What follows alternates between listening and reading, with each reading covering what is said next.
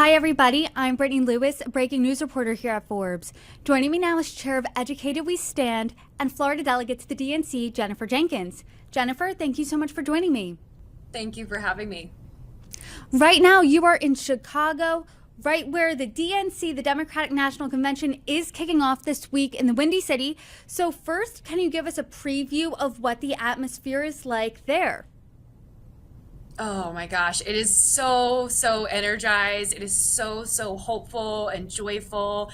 From the second I got off the airplane and came down the escalator to get my bags in the airport, there were tons of volunteers just greeting everybody. Again, just positivity everywhere. Really exciting. President Biden dropped out 4 weeks ago, and tonight he is slated to speak. He is going to be passing the torch to Vice President Kamala Harris, the nominee on top of the Democratic ticket. So what do Democrats think about his legacy, and what are you looking out for tonight in his speech? You know, the overarching theme since we got here yesterday, every event we're at, every speaker that has spoken has always acknowledged the significant sacrifice that President Biden has done to step down and allow Kamala Harris to run as the first Black woman for president. Everyone is so grateful and so congratulatory of all the accomplishments of his administration and all of his service that he's done to this country over the past years in office. So it's been positive, but it's also been a really healthy transition to the next stage. You're saying right now it's a joyful atmosphere, but thousands of pro-Palestinian protesters are expected to protest the DNC in Chicago every day of the convention. As you and I are sitting here talking, it is bright and early Monday morning in Chicago. Have you seen any signs like this, especially because there have been callbacks to the 1968 DNC in Chicago? I have not personally witnessed anything. I could see a few to the side last night. There was a delegate event held at the pier, but it seems like I haven't heard any news that anything negative has happened. So people are out here, practicing their freedom of their speech and having their voices heard. And so far, it sounds like everything has been going pretty cleanly.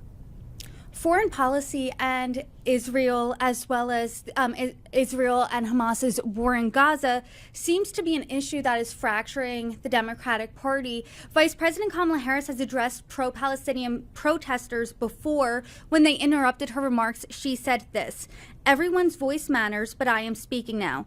And she added this after they continued: "You know what? If you want Donald Trump to win, then say that. Otherwise, I'm speaking." What do you think is the party's best way to handle these protests in the days ahead? I think that they've been doing a good job. And I've said this before, but the Democratic Party is a big tent, and we offer a space for all different opinions and voices to be out there, and that's something to be celebrated. We can't say the same for the GOP, and so I do believe that the Democratic Party here is prepared for these protests. I think they're willing and happy to oblige to have people expressing their freedom of speech, and I think we're going to continue to see that throughout the week. I don't think there's going to be too much conflict, and I think it's going to go okay. A few weeks ago, Vice President Kamala Harris announced her running mate, Minnesota Governor Tim Walz. What are people saying about him in Chicago this week? Oh, people are so excited. They think that he's a really great partner for Kamala. Again, just oozing that joyfulness. But of course, getting directly to the point, supporting middle-class families. I ran for my office as a school board member in the state of Florida because I care so passionately about public education. So a lot of people are talking about that, his stance on supporting our youth and our students. So we're all really excited about what they're going to do for public education. This election is close according to all polls, coming down to those battleground states. Minnesota's Governor Tim Walz has a very progressive record, particularly when it comes to abortion, gender-affirming care, and undocumented immigrants. So how do you think with him on the ticket, that ticket's going to attract more moderate voters, maybe even disenfranchised Republicans? I think that this ticket has energized Democrats, but I really do believe it has a crossover appeal of independents and dispirited Republicans, because it's not just they're just appealing as a ticket, it's that the other side's extremism is just simply scary to voters. It turns voters off, and it has cost Republicans votes that they normally win. And again, the example of that extremism is Project 2025. It's what we're hearing as a theme throughout this convention, and I think it's critical for voters to pay attention to that, because there are no areas where that's more evident than the area of public education. And so, I think that a pro-public education ticket can highlight that. I think some of the amazing accomplishments of Governor Walz is in that area, and we need to see that contrast. President Trump publicly has distanced himself from Project 2025. The director of Project 2025 has been caught on tape saying they have a different relationship. So where do you think, particularly, they're costing Republican votes, and where do you think Democrats can say, or what should they say, to pick them up? I just have a completely differing opinion from that. We have President Trump, who has been caught lying over and over and over again. Every time he gives a speech, the news outlets have to fact check every other sentence that he says. So he can distance himself all that he wants. He has personally donated to the Heritage Foundation, which supports Project 2025. He has helped fundraise for the Heritage Foundation, which again has written Project 2025. And he picked a VP candidate,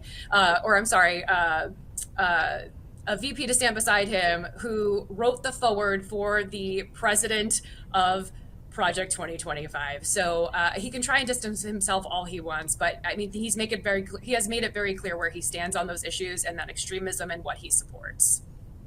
So how do Democrats then appeal to these disenfranchised Republicans then? Because there has been, as you said, this vibe shift in the Democratic Party, but when it comes to policy, voters say that they prefer Trump on issues like immigration, like the economy. These are top issues facing Americans. So how do Democrats change their minds?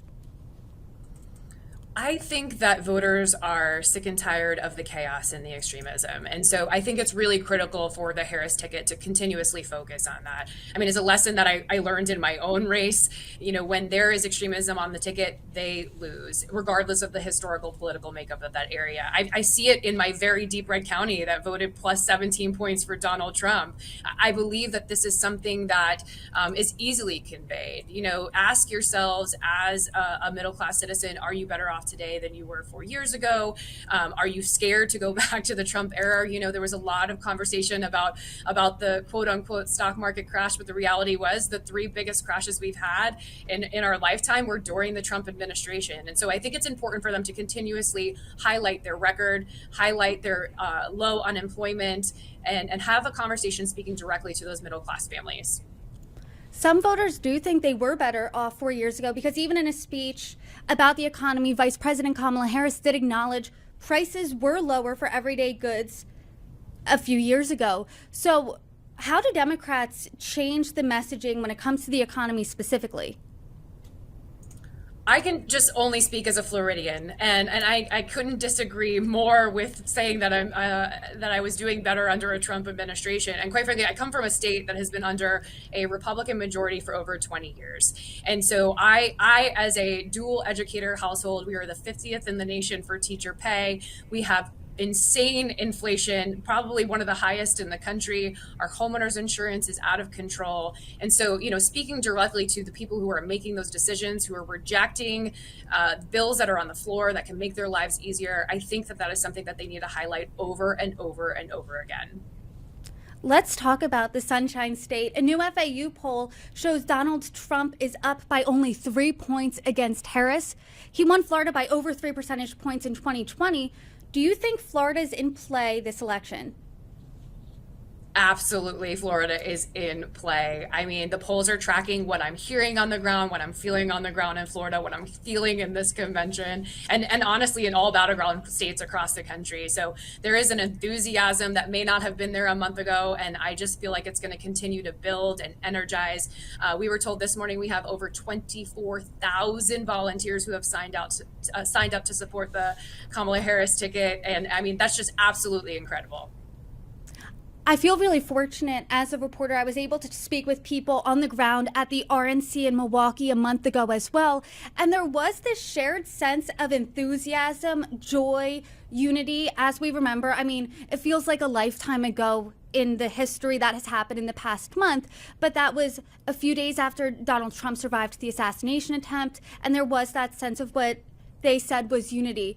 Now there's that the wind was taken out of the GOP sails a bit when it comes to enthusiasm since Joe Biden did drop out just a few days later. Now you're saying there's this joy, this enthusiasm in the Democratic Party. How do you keep up this momentum between now and November? There are only less than 75 days till November. So, I mean, I think it's going to be really easy. I believe that as more and more polls come out, as more positive news stories are coming forward, as we get some wins, here in the state of Florida on Tuesday, it is our primary election day. We have so many down ballot candidates that we're really excited for. I think there's going to be a lot of big news about flipping some seats in the state of Florida. So things of that nature, I think are just going to continue to build that enthusiasm and that support, and that hopeful joy that we keep seeing. There's a big slate between now and Thursday at the DNC, the Biden speaking, the Clinton speaking, the Obama speaking, as well as Vice President Kamala Harris, as well as Governor Tim Walz, amongst others. What are you looking out for between now and Thursday? I'm just excited just to live in this moment. Actually, just before I came out to do this interview with you, I was in the Florida delegation breakfast.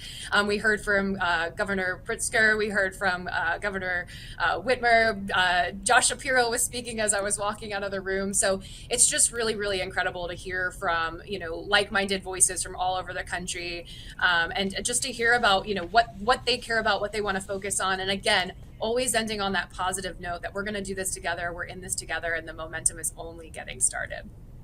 Jennifer Jenkins, I appreciate you coming on, giving a preview of the DNC. You're welcome back anytime. Thank you so much for having me.